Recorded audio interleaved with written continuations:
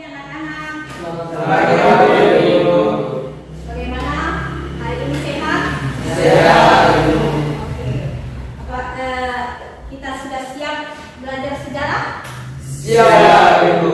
Asik atau tidak belajar sejarah? Asik. Ya.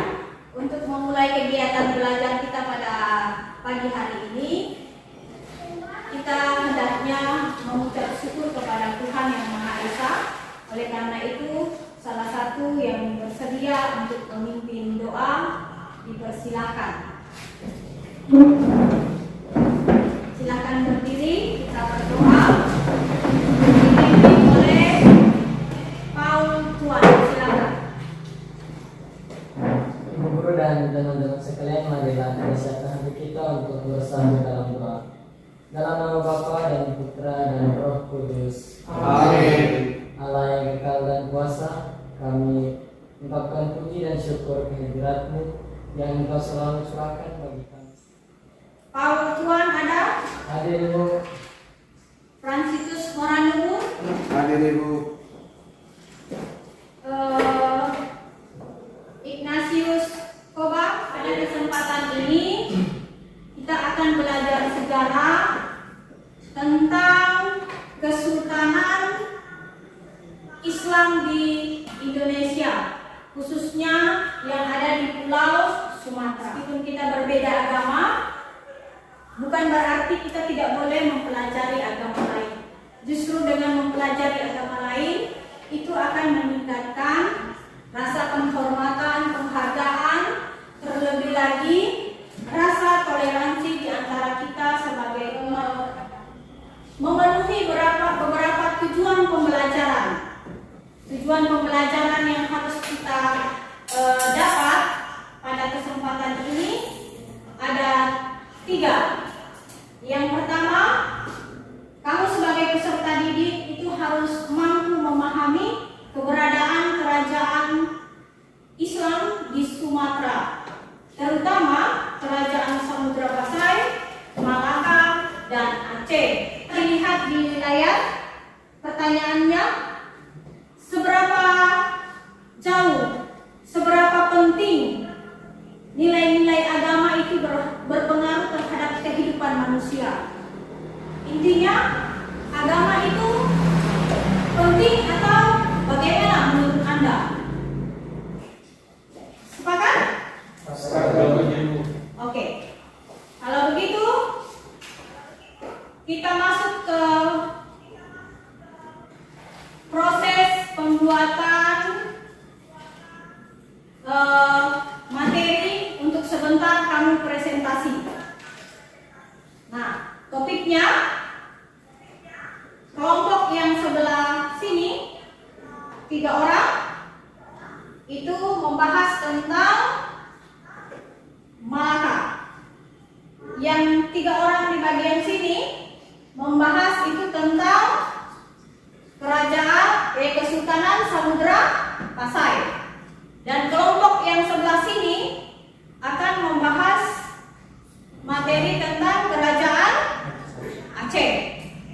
Nah, secara peraturannya di dalam kelompok, setiap orang itu wajib mengumpulkan ide, lalu bisa kamu tulis di kertas, nanti ditempel di kertas manila di depan sebagai bahan presentasi kamu. Baca literatur, buku paket, coba diangkat buku paketnya, masing-masing sudah ada? Sudah ada. Ya. Di samping tadi malam kalian sudah membaca literatur yang Ibu kirim? Sudah Sudah membaca? Sudah Ya. Itu diambil dari detik Kompas supaya hanya sebagai bahan presentasi kalian untuk melengkapi apa yang kurang di dalam buku paket.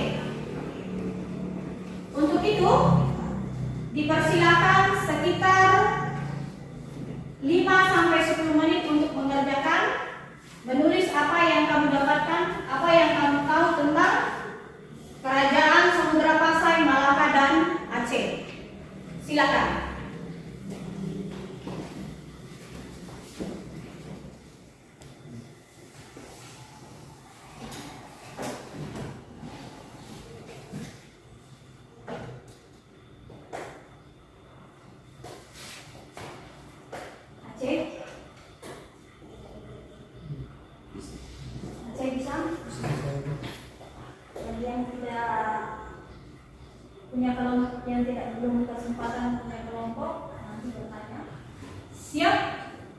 Siap, siap. Iya, tunjukkan aksimu. Silakan maju. Selamat pagi Ibu dan teman-teman sekalian. Terima kasih atas kesempatan yang telah diberikan kepada kami kelompok Samudra Pasai. Di sini kami akan menjelaskan sedikit materi terkait Kerajaan Samudra Pasai.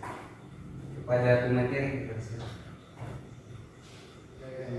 Kehidupan pemerintahan Kerajaan Samudra Pasai.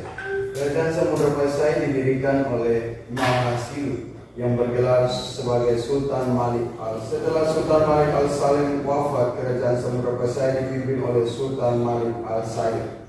Sultan Malik Al-Said memerintah Samudra Pasai pada tahun 1297 sampai 1320.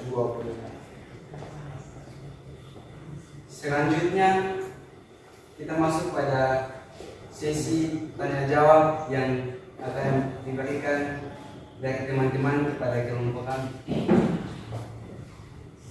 Terima kasih atas kesempatan yang diberikan kepada saya. Pertanyaan saya, pada masa pemerintahan siapa Kerajaan Samudra Pasai berkembang menjadi kerajaan maritim terkuat di selatan Malaka? Terima kasih. Oke, baik, di sini saya akan menjawab pertanyaan dari teman saudara. Pada masa pemerintahan Sultan Malik Al-Saleh, Kerajaan Samudra Pasai berkembang menjadi kerajaan maritim kuat di selatan Malaka. Baik, jadi Tangan untuk kelompok Samudra Pasai. Hasilnya boleh tinggal di situ saja supaya ya. Oke, buku paketnya di bawah. Silakan kembali ke tempat. Terima kasih untuk Kerajaan Samudra Pasai. Tadi sudah menjawabnya dengan benar. Nah, 1-2 menit ke depan ini, kalau ada yang masih mau ditanyakan atau ada yang mengganjal di pemikiran kamu, apa yang sebenarnya ada di Samudra Pasai, boleh ditanyakan langsung ke ibu sebelum pemateri selanjutnya. Kalau sudah paham semua, kita boleh lanjut ke Kerajaan Malaka. Kerajaan Malaka siap? Siap, Ibu. Oke, silakan maju ke depan untuk presentasi. Dari tadi malam hingga pagi.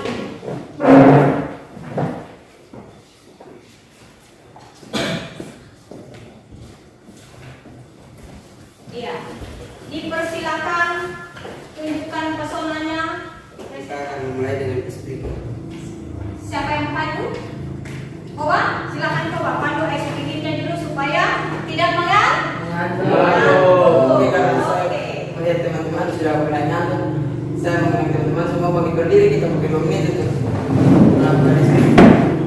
Boleh ke depannya, kursinya ke belakang saja. Di depan, satu di depan. Oke, SPG-nya itu pertama-tama kita jalan ke depan, kemudian kita tepuk tangan tetapi tanpa mengeluarkan suara, sehingga rasa ngantuk yang kita miliki itu bisa hilang dan kita dapat belajar sejarah dengan baik. Sampai hitungan 3 kita jalan ke depan dari pelan hingga cepat, kemudian menepuk tangan. 1, 2, 3.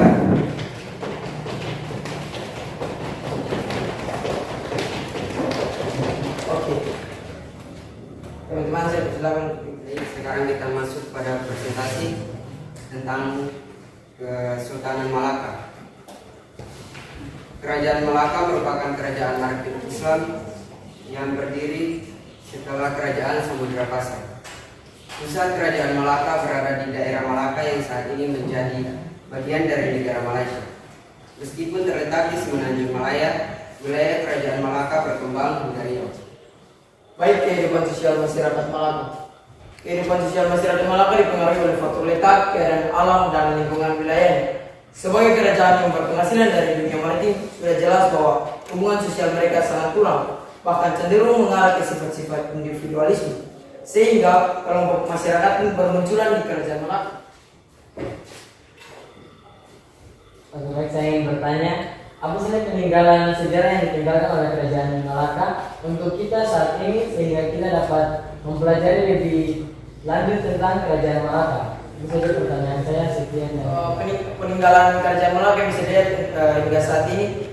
Peninggalan seni karya sastra yang aku lihat itu peninggalan Kaya Tua, dan hal ini peninggalan itu sampai sekarang masih disimpan di museum di Sumatera. Cukup? Oke, kita tepuk tangan untuk Kerajaan Malaka. Silakan kembali ke tempat. Terima kasih. Ya, dikumpulkan beberapa jawaban dari Sarto dan teman-teman itu sudah benar. Tidak ada yang mau ditanyakan lagi? Pas? Pas. Oke, baik. Ya, sebelum kami mempresentasikan hasil kerja kami akan membuka presentasi kami dengan as berikut. Untuk itu kami meminta kesediaan dari teman-teman untuk berdiri. Iya.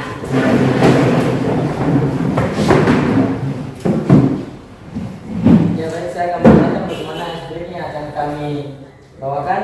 Jadi, Kerajaan Aceh terkenal dengan begitu banyak sultan yang memimpin di Kerajaan Aceh. Jadi kami akan mengucapkan beberapa nama dari Kerajaan Aceh, dan dari setiap inisial yang akan kami berikan itu teman-teman memegang setiap benda atau organ tubuh yang sama hurufnya, huruf awalnya dengan setiap ini nama-nama dari sultan. Ini untuk melatih konsentrasi kita dan kecepatan untuk. Oke, baik. Yang pertama, sudah siap teman-teman? Sudah. Oke, baik. Yang pertama, ingat ya inisialnya nama pertama bukan gelar Sultan. Jadi semua nama Sultan, jadi perhatikan baik-baik namanya. Yang pertama Sultan Badar Al-Alam.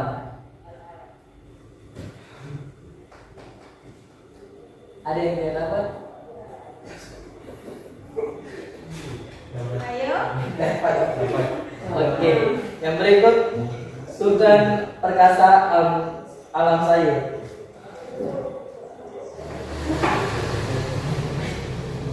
Oke, baik, kami dari kelompok akan mempresentasikan hasil kami berkaitan dengan Kerajaan Aceh. Oke, baik, terima kasih atas kesempatan yang telah diberikan. Pada kesempatan kali ini kami akan menjelaskan Kesultanan Maritim Nusantara pada masa Islam, yang terutama adalah Kesultanan Aceh pada saat ini. Oke. Kita bisa kita membahas soal Kesultanan Aceh, kita harus terlebih dahulu mengetahui apa itu Kerajaan Aceh, Kesultanan Aceh. Aceh merupakan salah satu kesultanan dari kerajaan Islam yang besar, terutama karena kemampuannya mengembangkan pola dan sistem pendidikan militer. Komitmennya menentang hegemoni bangsa Eropa. Sistem pemerintahan yang teratur dan sistematis mewujudkan pusat-pusat pengkajian tinggi pengetahuan hingga kemampuan menjalin hubungan diplomatik dengan negara-negara. Baik, kami dari kelompok memberikan beberapa kesempatan dari teman-teman untuk memberikan pertanyaan kepada kelompok kami. Iya. Dipersilakan kepada saudara satu.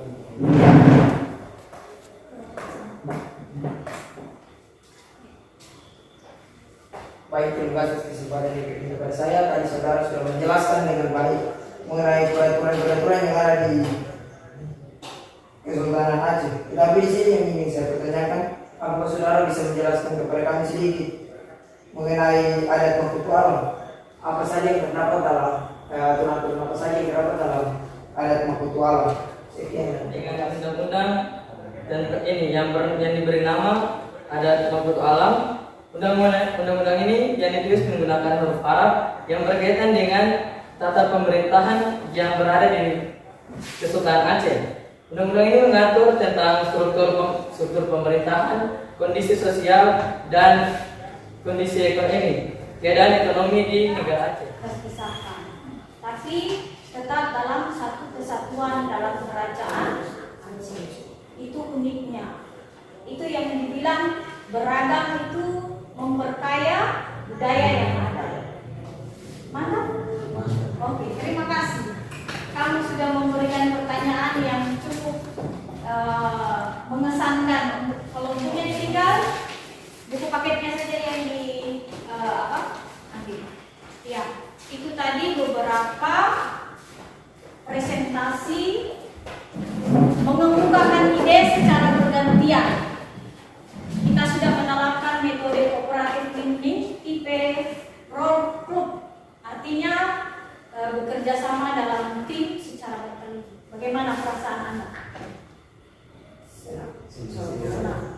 Ada yang bisa menjawab, ada yang tidak bisa menjawab. Itu adalah proses. Itu tujuan dari metode ini supaya semua memiliki kesempatan untuk mengemukakan pendapat secara langsung dan tidak langsung. Oke. Mungkin kita kembali ke materi tentang kerajaan Samudra Pasai, Malaka, dan Aceh yang sudah dituliskan di papan tulis. Mungkin masih ada yang mau ditanyakan kembali pada kesempatan ini. 1 menit itu kasih kesempatan. Menambahkan apa yang sudah dipresentasikan oleh teman-teman kalian tadi. Coba semua perhatikan ke depan, lihat ke PowerPoint yang kita lihat. Anda tahu ini apa? Masjid Baitur Rahman Aceh. Itu Masjid Baitur Rahman yang ada di Aceh. Sangat megah? Sangat megah sekali ya. Kira-kira ada yang mau berkunjung ke sana? Ada. Alasannya apa? Untuk melihat sejarah. Iya. Besok-besok kalau kamu sudah jadi pastor, boleh pergi jalan-jalan ke Aceh untuk melihat. Oh, dulu 5-6 tahun yang lalu saya diajar oleh Indonesia tentang kerajaan Samudra Pasai, Malaka, Aceh. Kita ditunjukkan masjid yang begitu megah. Tidak ada salahnya untuk kita mengunjungi untuk menambah pengetahuan. Kalau pengetahuan kita itu ada secara sempurna, maka tidak ada perbedaan di dalam hati dan pikiran kita. Supaya apa? Jiwa toleransi, jiwa nasionalisme dan patriotisme itu selalu ada dalam diri kita. Perbedaan kan bukan berarti harus bermusuhan. Oke? Pada kesempatan ini tadi kita sudah memahami, kita sudah menganalisis melalui satu pertanyaan, terus kita sudah mengevaluasi selain masjid, apa lagi yang ditinggalkan oleh kerajaan yang paling hebat di Sumatera. Bisa dibilang kerajaan yang ada di Samudra Pasai, di Pulau Sumatera khususnya, itu sudah secara tidak langsung mengenalkan kepada masyarakat Indonesia soal mata uang. Mata uang yang di sini disebut dengan dirham. Itu ada pada zaman kerajaan Samudra Pasai. Nah, dan semenjak itu masyarakat Indonesia sudah mulai mengenal namanya itu mata uang. Entah itu dalam bentuk logam, emas, dan sampai sekarang ini sudah dalam bentuk kertas. Oke, itu beberapa peninggalan. Dan yang kedua, peninggalan yang paling tidak kalah menariknya lagi tentang lonceng Cakradonya. Ini mengisahkan tentang persahabatan antara Laksamana dan kerajaan Samudra Pasai. Pada saat itu adalah kerajaan Cina yang datang ke Indonesia. Ternyata dulu Indonesia bukan hanya dijajah, tapi pernah juga menjalin kerjasama bersahabat dengan negara lain. Buktinya itu adalah lonceng Cakradonya. Ada banyak lagi peninggalan dari kerajaan Samudra Pasai, Malaka, dan Aceh. Nanti kita bisa akses di internet, kita bisa melihat apa-apa saja, bukan hanya kerajaan Samudra Pasai, Malaka, dan Aceh, tapi banyak kerajaan yang lainnya lagi. Tentu itu untuk menambah pengetahuan kita. Oke, sampai di sini. Masih ada yang mau bertanya? Pas ya? Sudah melihat apa-apa saja peninggalan yang ada di kerajaan Samudra Pasai. Nah, ini yang terakhir adalah makam Iskandar Muda.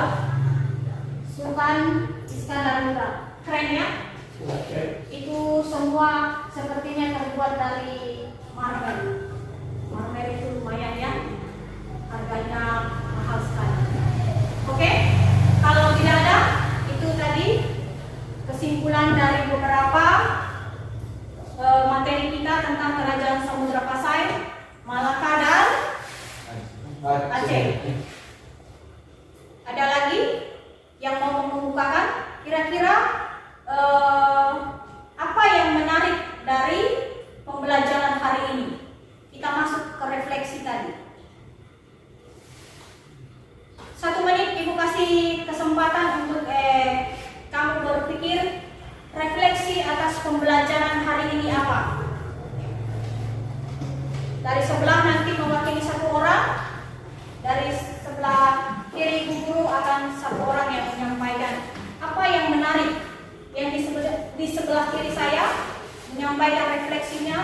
materi apa yang menarik dan mengena pada hari ini. Sedangkan yang di sebelah kanan saya, menurut Anda, metode yang kita terapkan hari ini, apa yang mengesankan? Silakan ditulis 1 menit.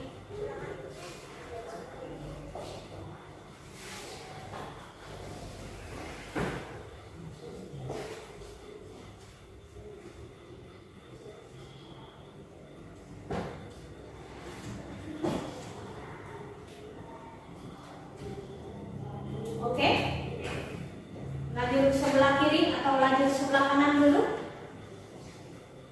Siapa yang duluan?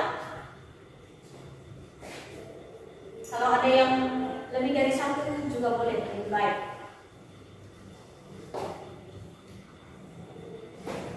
Ya, silakan 1.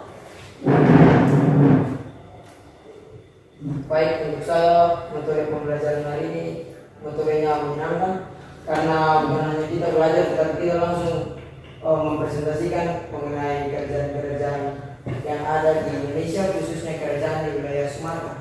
Hal ini secara langsung memberikan pengetahuan tambahan bagi saya sendiri dan juga terutama bagi teman-teman semua. Misalnya kerajaan-kerajaan yang ada di Sumatera, melalui pembelajaran sejarah pada hari ini kita dapat mengetahui apa saja peninggalan yang ada, raja-raja yang pernah berkuasa di kerajaan-kerajaan Sumatera, dan juga mengenai apa aturan dan undang-undang yang dipakai di kerajaan Melaka, hukum-hukum dan adat istiadat yang ada di sana. Sekian. Oke, tepuk tangan untuk 1. Kita lanjut, lajur sebelah kiri saya. Siapa yang mewakili?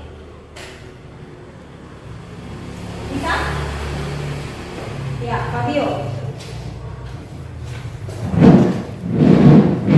Oke, baik, terima kasih karena telah memberikan saya kesempatan. Di sini menurut saya materi yang paling menarik pada hari ini yaitu terletak pada kehidupan budaya dari Kesultanan Aceh. Menurut saya mengatakan ini karena apa? Pada kehidupan Aceh budayanya itu melahirkan beberapa sastrawan yang lahir dari sana seperti Hamzah Bansuri. Ini sebenarnya budaya yang sangat baik untuk kita pada zaman sekarang ini untuk meneruskan.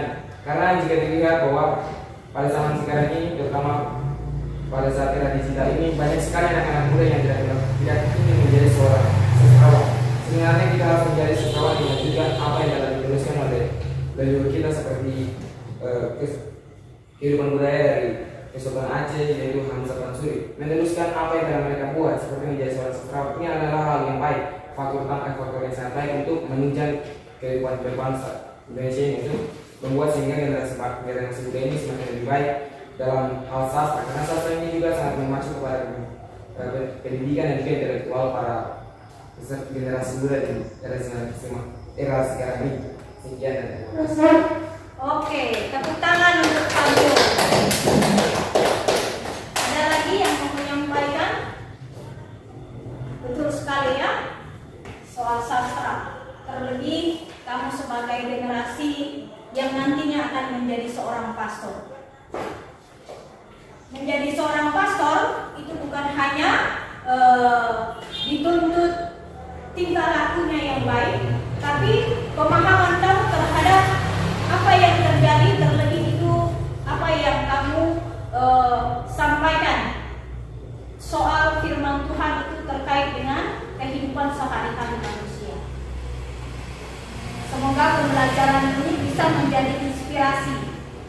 Tadi kita sudah dijelaskan tentang beberapa tokoh, terutama Hang Tuah, apa yang dia buat untuk kerajaan Islam di Sumatera, itu bisa menjadi referensi untuk kamu ke depannya menjadi seorang imam harus seperti apa. Yang pasti harus setia dan bijaksana. Oke, itu tentang pembelajaran kita pada kesempatan hari ini. Materi kita soal kerajaan kesultanan yang ada di Pulau Sumatera, yaitu Kesultanan Samudra Pasai, Malaka dan Aceh selesai. Ibu harap apa yang sudah disampaikan sampaikan tadi bisa dituangkan kembali saat ujian nanti. Bisa ya? Bisa. Oke. Lalu materi kita pada minggu depan itu masih tentang Kesultanan Islam di Indonesia, tapi kita akan bergeser ke Indonesia Timur. Indonesia Timur itu ada di mana? Maluku dan Sulawesi. Minggu depan kita akan belajar tentang Kesultanan Makassar atau yang sering juga dikenal dengan Goa Talo. Lalu yang berikut tentang Dore. Itu ada di provinsi mana? Maluku Utara. Oke, itu saja penyampaian pada hari ini. Semoga apa yang kita sudah pelajari hari ini bisa bermanfaat untuk hari ini dan selanjutnya. Belajar sejarah? Yes! Belajar sejarah? Yes! Sampai jumpa minggu depan. Selamat siang. Selamat siang. Untuk mengakhirinya kita tutup dengan doa yang dipimpin oleh Sarko. Silakan. Saudara-saudaraku, mari kita bersatu dalam doa dalam nama Bapa dan Putra dan Roh Kudus. Amin. Allah Bapa bersyukur mendengar firman kami, kami bersyukur terima kasih atas penyertaan-Mu selama proses kegiatan belajar ini berlangsung. Kami mohon ya Bapa, sehingga materi yang